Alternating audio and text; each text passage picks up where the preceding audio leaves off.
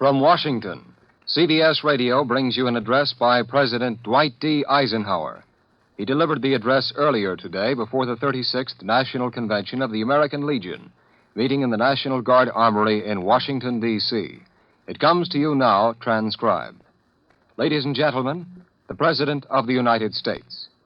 Commander Connell, my fellow veterans and friends, for the third time since World War II, I am honored to join a national convention of the American Legion. With you, I give thanks that, at last, we can come together at a time when the sounds of the battlefield everywhere in the world have been stilled. In such a gathering, made up of those who have served their country in time of war, it seems fitting that we turn our attention to our international affairs and our nation's security. Now, in saying this, I do not mean that any group or any section of America has a monopoly either of interest or of wisdom in dealing with complex world problems. The contrary is true. The term bipartisan participation is too narrow to describe accurately the attitude that all Americans should maintain in this great area of vital concern. Rather, we should speak of universal or national participation, which would in turn imply serious study, analysis, and debate of every proposal and issue presented. Now, the world must understand that there is stability in our international purposes. Obviously, this cannot be obtained if there is to be marked change, or if the world is to fear a marked change with every veering of partisan political winds. The only answer is that the whole American people must be informed and their decisions be made clear. Of course, it is obvious that much of the diplomatic work, particularly those efforts that are classed as preparatory toward the reaching of agreements, be conducted in confidence. The political situations in the several free countries are not identical, and premature disclosures of positions and arguments could very well bar the attainment of any reasonable solution. But on broad objectives and purposes, and on the acceptable methods for obtaining them, the American people must be fully informed. Thus, their decisions will be appropriate to the situation, and the world will know that they are stable in terms of time. On Tuesday, August 31st, 1954, as President Eisenhower addressed the American Legion, it had been a busy 10 days for American aviation. On Sunday, August 22nd, Braniff Airways' Douglas C-47 DL Skytrain crashed during a flight from Waterloo to Mason City, Iowa. 12 of the 19 on board died. The next day, a U.S. Air Force Lockheed C-130 Hercules flew its first flight at Burbank, California. And on August 25th, U.S. Air Force Captain Joseph C. McConnell, the top-scoring American jet ace in history, died in a crash when his F-86H Sabre fighter bomber malfunctioned during a test flight at Edwards Air Force Base, California. Meanwhile, Barrie Craig, confidential investigator, took to the air with a play called Hayes for Homicide. William Gargan stars as Barrie Craig, confidential investigator.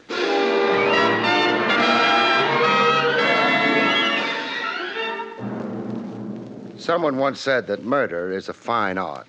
There's a catch, though. If you're a successful artist, they hang your paintings. If you're a successful murderer, they hang you.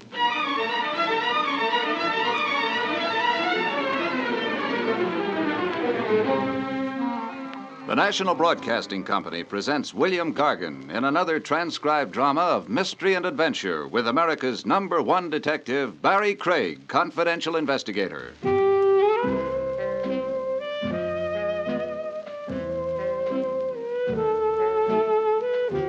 Barrie Craig speaking. Even confidential investigators need a vacation. Sometimes they've been known to take one. The place I'd chosen was Vermont. The main reason for that was Jake. He was on vacation, too. He decided to come home and see if he'd been smart in abandoning Vermont to run an elevator on Madison Avenue. Say, Jake. Yeah? What's the verdict? Madison Avenue. Why? Is Madison Avenue dark and quiet like this? Nope. Is Madison Avenue surrounded by tall trees, cooled by gentle breezes, filled with the fragrance of unspoiled nature? Nope. Now, what's Madison Avenue got that this place hasn't? Girls. Well, you may be right, but... Or you may be wrong. That came from directly up the road. Nice night for a hayride. Is it? Yep. Could have been a giggle. A rather loud giggle. Girls got very loud giggles sometimes, especially on a hayride. Oh, Jake, stop pulling my leg. Hey, wait a minute. What's that in the road up ahead of us? Hay wagon. I refuse to believe it, but it is filled with hay. Usually are. There's a horse out in front of it, but where's the driver? Say, Jake, would he have gone off and left the wagon out in the middle of the road? It ain't too likely. Oh. I'm coming up on that wagon. That girl, if it was a girl, didn't giggle. She screamed. I'd better take a look around in the hay. What for? Anything larger than a needle. Yeah, there's plenty of hay up here. Anything else? No, Mr. Craig? I was rushing things. There is something else up here. What? A man. A very pale man. What's he doing up there? Nothing. Just being dead.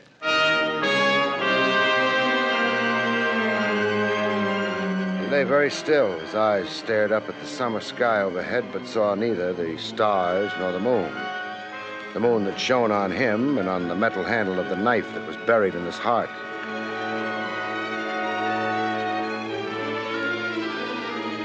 He was wearing overalls and a work shirt. His short hair outlined clearly the skull beneath. There was nothing I nor anyone could do for him.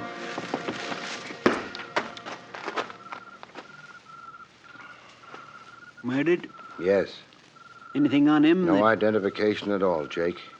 We need a phone. Past farmhouse, half-mile back. Well, let's go. Think it's all right leaving him there? He won't mind.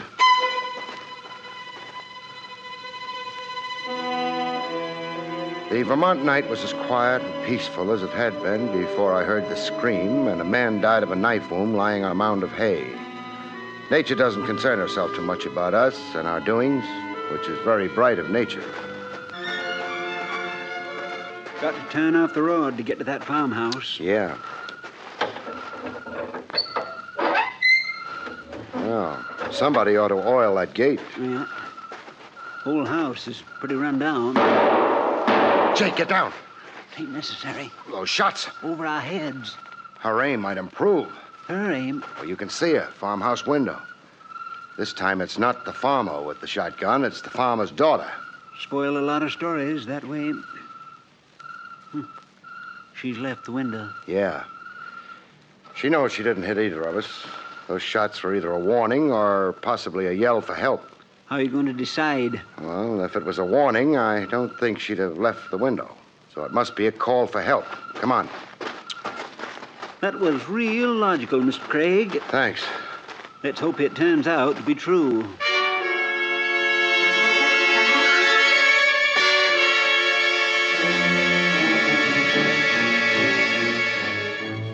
There were no more shots, which did or didn't prove I'd been right, because the shooting would be better once we were inside the house.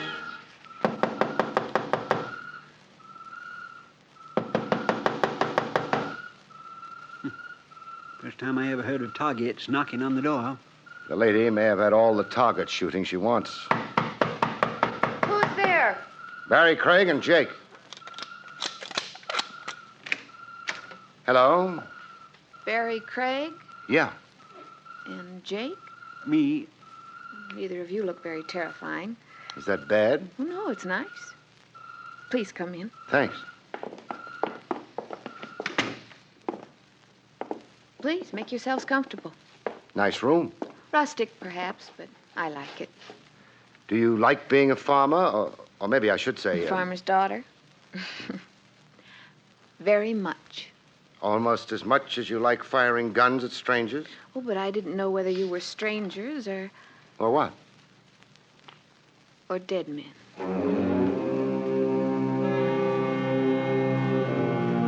Maybe she was what she claimed to be, a farmer's daughter, but if she was, somebody's been telling me lies about farms.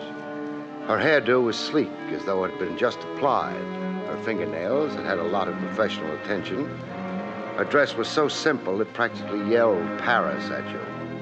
And she didn't need any of these beauty aids. She would have been beautiful without them, but not nearly so expensive. You did say dead men. Yes. You often run across dead men walking around? Yes. Uh-huh. You think I'm crazy, don't you? I don't think you're crazy at all. You've just got a peculiar vision. I'm not sure I ought to be grateful for that. Oh, forget I said it. My name is Millie George. How do you do? This is, or was, my father's farm. He was very happy here until the dead men started walking. And then? He became one of them himself. Your father's dead? Over a year now. You live here alone? Oh, I don't really live here at all. I have an apartment and a job in town. But I come here often as I dare.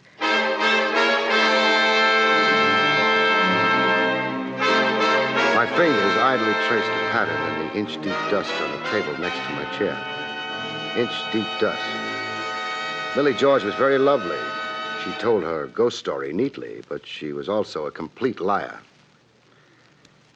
I think maybe we'd better skip the Walking Dead for a minute.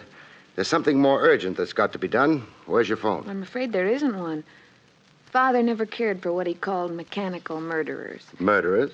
He meant things that killed time, interrupted work. I see. Destroyed quiet. I see. That's too bad. Why do you need a phone? Jake and I ran across a hay wagon some distance down the road. Oh? There was a man in it.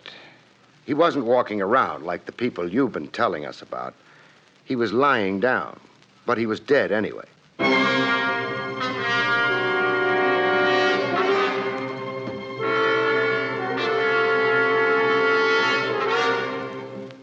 If I'd been looking for a reaction to my words, I would have been disappointed. Millie George took the news with not a flicker of anything except polite interest. But I wasn't disappointed. I'd expected that reaction. The police like to be told about stray corpses. I suppose so. I think the Gardners have a phone. Where would I find them? Well, their house is about a quarter of a mile further down the road. Oh, good. Jake. Ready? By the way, this man, what did he die of? A knife in his heart. Oh. Suicide? The angle of the knife's entrance wouldn't be right for suicide. Oh, then it was... Murder. How dreadful. Yes, terribly dreadful. So long. Parley Baer played Jake.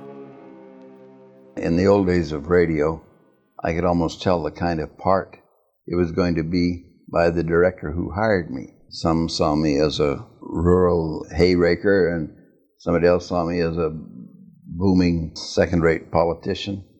It's good that people don't all think alike. You're playing like the Indian said, everybody would want his squaw. But, you were part of a select group of actors, I think, who appeared in virtually all of the CBS programs in the 1950s. CBS was the network that hung on the longest just to with radio. Dramatic shows. Mm-hmm. Yeah, The Workshop and Escape and so many things like that. And then, do you remember Armour Star Theater on Saturday mornings? Mm-hmm. I'm sure, like so many of the other actors out here, were doubling on some of the shows, and were doing more than one show in a day. Yes, you just say you hadn't really arrived until you had a conflict. I think that radio is the ideal medium for a performer, because if 12 million people were listening, you were giving 12 million performances. Mm-hmm. It's too bad that it had to go, but it was a lot of fun while it lasted. So far as Millie George was concerned, murder belonged in pretty much the same category as a run in a pair of new nylons. You said how dreadful and bought another pair. You couldn't do exactly the same thing with a damaged life, though. Mr. Craig, Yeah? Millie George said the gardener's house, the one with the phone, was down the road that way. That's what she said, Jake.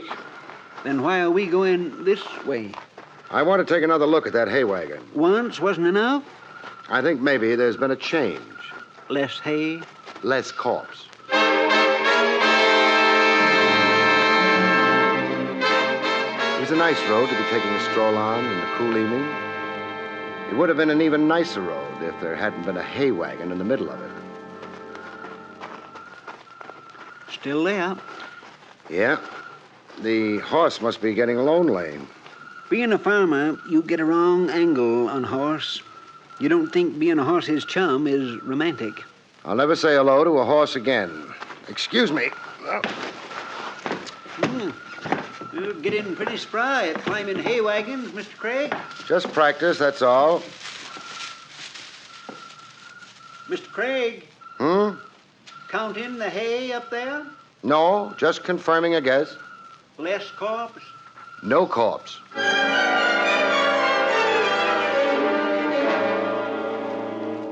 I'd thought back at Millie George's house that the shots might have been a warning or maybe a call for help. I knew now they'd been neither. What they actually had been were distractions. Mr. Craig, maybe he wasn't really dead. Jake, they don't get any deader.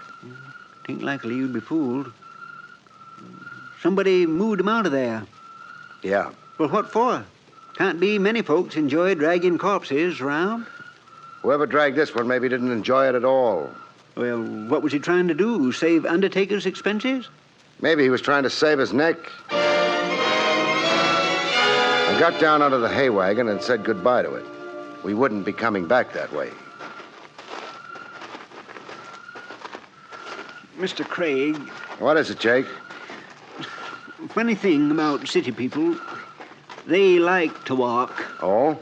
They do it deliberate, even when they don't have to. Well, Country people hate to walk.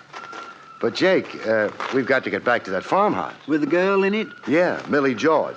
we're hoping that this time maybe she won't shoot over our heads. We're hoping that this time she won't shoot at us at all. And for this, we're wearing our feet down clear at the ankle. Oh, it's not as bad as that. It's worse. I got short ankles. Oh, Mr. Craig, I can tell you right now, she don't have a phone. I know, but by this time she may have something else.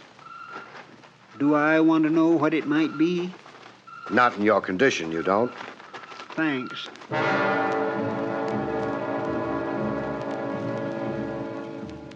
We didn't have much farther to go, which was just as well. Jake had started groaning at every step. Next to Jake's snores, Jake's groans are the surest recipe for punctured eardrums. Oh, you can stop groaning, Jake. We're at the house. Oh, dear, if I got strength enough to lift my head. At the house. Think you can make it inside? Oh, dear. I can try. Fine.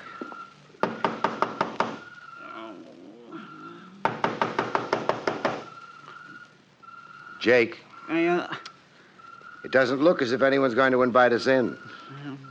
This don't make me feel bad. We'll go in without an invitation. Now I don't know how I feel. Find out later. Well, somebody left the lights on. Wasn't a Vermont man. Quiet. Yeah, let's try the parlor. Oh, anything for an excuse to keep a walking. I suppose this is the parlor. Nobody in here. It's the parlor. I don't like this much. But the only thing left for us to do now is sit down. Excuse me while I cheer. Well, what are you waiting for? Go ahead, Grandpa. Cheer. Company. So I notice. Kind of thing you're liable to run into in old houses. They come out of the woodwork, I think. Don't try to insult me, mister. Why not? Anything you're liable to say is liable to be true. Don't be foolish. I don't use that kind of language. You also ain't using the kind of language I would like to hear. What language would that be? The one telling me where the baby is buried? A boy or a girl, baby? Jake. Oh, Oh, that Grandpa's a joker. Grandpa could easy get his head knocked off. Put the gun down, son, and Grandpa will be glad to tangle with you. I ain't putting no guns down. And when I say baby, you know what I mean. You mean something worth money? Oh, you are a bright one. Okay, so where is it? Even if I knew where it was, I wouldn't tell you. Why not? You've got the wrong RH factor. Wrong. Well, supposing I could get a hold of the right one. It wouldn't buy you the time of the day from me. Language like that's gotten guys killed before this, mister. So have guns like that. Well, this is kind of fancy, but it ain't very productive. What makes you think I know anything about the baby? You're in this dump, ain't you? I'm in it. So what are you doing here? Looking for a beer? It so happens I'm looking for a corpse. Well, you're gonna find one. Your own. Only ain't gonna be in no condition to appreciate it. Funny thing, you didn't show any interest in the corpse I'm looking for. Whose it might be, say. Mr. Corpses is dead. They don't bother me. It's the live operators you gotta keep in mind. Like you and Grandpa. How about the girl? You just leave her out of this. She's for me. Oh? And why do you think I was called in? Hey, wait, mister. You trying to tell me you was called in by... By the girl, yes. That don't smell so good. Neither do you. Let's call it a draw and go home. You were saying the girl brought you in, huh? Okay. We find out fast. Hey, Sugar! Come here, Sugar. This joker informs me you brought him in on the deal. That so? No. Also heard in the cast was Jack Moyles, Vivi Janiss, and Joyce McClusky. Arthur Jacobson directed the production. Airing opposite Barrie Craig at 8:30 p.m. Eastern Time was High Adventure over WOR-Mutual, Stop the Music over CBS, and Watkins Committee Testimonies concerning Senator Joseph McCarthy on ABC. Senator McCarthy and the Red Scare has been covered extensively on episodes 123 through 128 of Breaking Walls on the first 6 months of 1954. McCarthy would be censured by the Senate in December. Some of us see each other frequently, not as frequently as we would like, but it's such a wondrous thing to meet here at a joyous occasion when it's not a funeral. Would you please stay seated and sign some autographs? I had a long look at the girl who'd come into the room. It was fun while it lasted. She was worth looking at. She was beautiful, non-rural, undoubtedly expensive, and she was not Millie George. Well? Call it mistaken identity. Oh, cut it out, Dina. I don't know what you think he said, but it wasn't very funny. It wasn't? It wasn't. Oh. This girl probably is on your side. She's not the one I was talking about. You mean there's been another babe around? Oh, honey, he must mean Joey's wife. Why don't you forget you ever learned to talk, Dina? That ain't a friendly attitude. I ain't feeling friendly. Joey makes it out of the pen, ducks for cover here, on account of here is where he buried the baby. Banks wouldn't like you calling their money baby. Well, I don't like banks. So it was bank money. Thanks for telling me. Who told you? Never mind. To resume. Joey gets here, and the first thing anybody knows, he winds up with a knife and a ticker. This is bad. It ain't good. Shut up. You can't say that to a Vermont man. Why not? I don't rightly remember. Well, get in touch with me when you do. What cell? Now, will you lay off? You guys trying to confuse me or something? Joey winds up with a knife and a ticker and no dough. Look, ain't you forgetting Joey's wife? Hey, yeah. If she was around here, maybe she met him even before we got here, grabbed the dough off of him, and then handed him a knife, huh? Fine wife. Nah, she never liked him so much. After she found out he was a bank operator. She was prejudiced against banks? She was prejudiced in favor of banks. A narrow-minded woman. So, I'm thinking maybe she's the one we got to get our hands on. And when did you see her? A little while ago. Where? Here. Well, she ain't in the house. We went all through it. If she knifed Joey and scrambled the dough, we better get after her. Brady's a scream, ain't he? Don't disturb my mental processes, huh? Now, there wasn't no car around before. which means she must have headed for the village and railroad station. Okay, now we know where we're going. Oh, I think we do. That reminds me. What about you guys? Well, we'll hang around play some pinochle. I've been wanting a good pinochle game. Dina, what do you think? I think you're a big dope. Oh, what kind of remark is that? Oh, you believe too easy. Joey's wife would maybe stick up Joey, but she wouldn't take the bank's money. Yeah, that could be right. Yeah, but maybe... These characters, you ought to... Don't pay any attention to her, Brady. She's a bitter woman. You shut up. You know what I say? I say get rid of them, and then we'll have lots of time to find the money. Hey, you could be right. She could also be wrong. All right, so she's wrong. What do I lose if she's wrong? Mr. Craig's life and mine? In my line of business, I can't afford to be sentimental. If you die for nothing, I shall be sorry. But not very sorry and not for very long. Okay, here. Please, Brady. Huh? Not while a lady's in the room. Oh. Excuse me, Dina. Sometimes I think you ain't got no manners. I said excuse me. There's a nice, refined girl. You know, never even packs a rod. Well... Brady. Yeah? You're an idiot. Well, that could be. You think Dina's really going to wait for you? In that car outside? Well, sure. Me and her's personally very friendly. That was before the bank money came up. Why shouldn't she wait for me? And share your execution? Who's getting executed? I knock you guys off, we find a dough, we get out of here. Nobody knows who's even around. Dina gets out of here, you mean? You don't. The cops will pick you up in a few hours. Hey, you keep saying she won't wait for me. That's what I keep saying, because it's the truth. Would you like to test her before sticking your neck away out? What kind of test? Fire 2 shots into the floor. What for? I got nothing against the floor. Oh, forgive me. You haven't got brains enough to be an idiot. Fire these shots, and it'll sound to Dina as though you shot Jake and me. Then if she waits for you, fine. You can go ahead with your original plan. But if she doesn't wait, if she scrams as soon as she hears those shots... Hey, it's an idea. You know, it's even a good idea. Okay, boys, just don't get alarmed. Yeah, you shouldn't have insulted Dina. She's okay. So just for insulting her, I'll kill you anyway. Shut up. Listening, Brady? Hey, Dina! Hey, Dina! A man betrayed.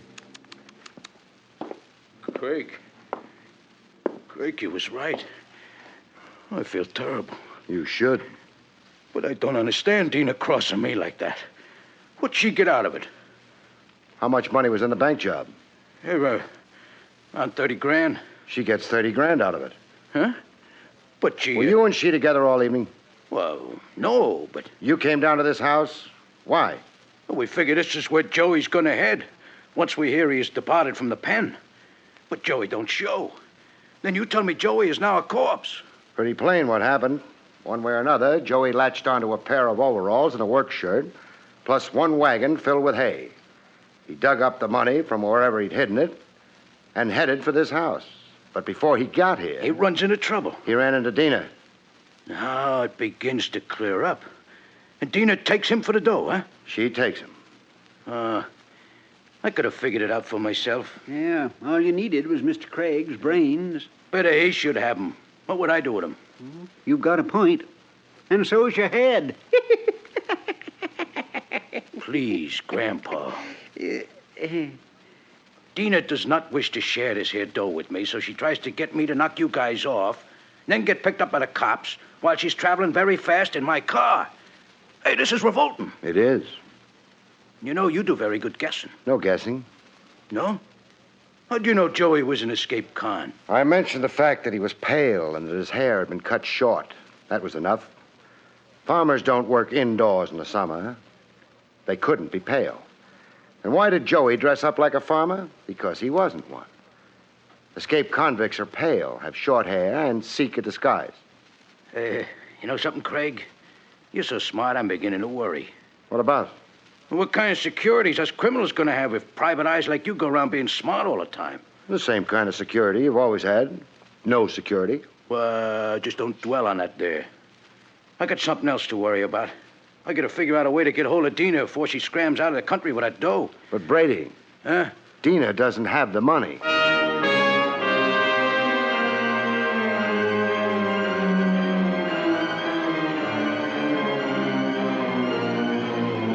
Brady had a little trouble with this. Even Jake began to look worried. As far as I was concerned, I hoped. Because I could turn out to be wrong, and being wrong in a case of this kind was only one short step before being dead. But you figured it all out yourself. Logically. That Dina was the one who knocked off Joey and took the dough. What you're forgetting, Brady, is that there can be more than one logical explanation for anything. Huh? He means just because something's logical don't prove it's true. Oh. And then, of course, logic can be twisted as your mind, Brady. You leave my mind out of this. It's got its own troubles. Please explain. Well, Joey was a desperate man running from the police. He was also a man owning $30,000. He was finally a man in a hurry. So? How would Dina have persuaded a man in those circumstances to let her get close enough to him to stab him? Well, maybe... There's no way. Well, somebody got close enough to him. Of course. Somebody who was armed, with a weapon that was dangerous at a distance. A gun, say. Oh, so Dina... No. You yourself told us Dina never carried a gun. Joey's wife. Wouldn't have needed to take the chance of killing him on the road. She could have waited till she had him here. You know something? I said you was so bright I was beginning to get worried. I ain't beginning no more. I'm worried. So you admit you were the one who stabbed Joey and took the money? Yeah, sure. Dina scrammed just now because she was afraid you didn't intend to share the money with her, but instead would kill her the same way you'd killed Joey. Could be. She realized you'd hidden Joey's body to gain time for doing just that. Won't do her much good. I know where she goes when she's scared. But before that... You can't shoot us. Why? Well, I don't know, frankly, but give me a little time and I'll think of something. Too bad, Grandpa. I ain't giving you no time at all. Oh, for a fellow who's just been shot, I feel fine. You weren't shot, Jake. Come on in, Miss Millie. I spotted her behind those drapes a long time ago. I was looking for her. The trouble with you, Jake, is that you spent so much time thinking about the farmer, you forgot about the farmer's daughter. It didn't quite end there, though. The police removed the debris, put out a pickup for Dina, and then... Barrie, Yeah? I really am a farmer's daughter. I know. So, Yeah? how about some country cooked ham?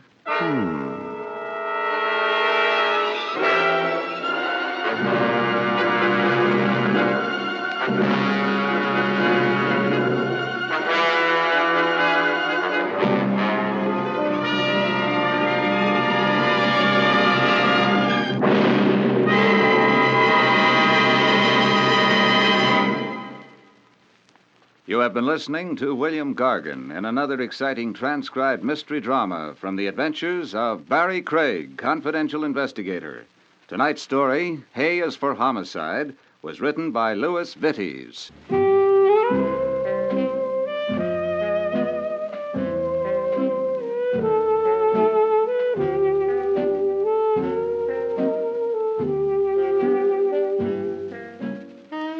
Next week, it's the strange story of Ghosts Don't Die in Bed, about which Barrie Craig has this to say. We call next week's story, Ghosts Don't Die in Bed, which is a true saying. It's also true, of course, that they don't die anywhere else, because they're already dead. All except for one I run into when... Good night, folks. See you next week. The National Broadcasting Company has just brought you transcribed an NBC Radio Network production with William Gargan starring as Barrie Craig, confidential investigator. Directed by Arthur Jacobson. Also heard Parley Baer, Joyce McClusky, Jack Moyles, and Vivi Janiss. John Lang speaking.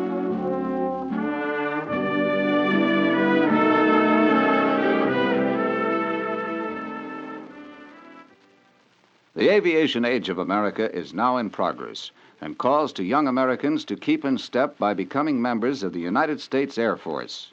If you are a high school or college graduate between the ages of 19 and 26 and a half, single and in good physical condition, then you may be eligible to win your wings as an Air Force lieutenant.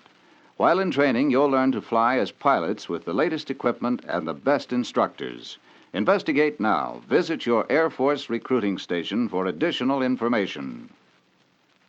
There's another exciting Dragnet adventure tonight on most NBC radio stations.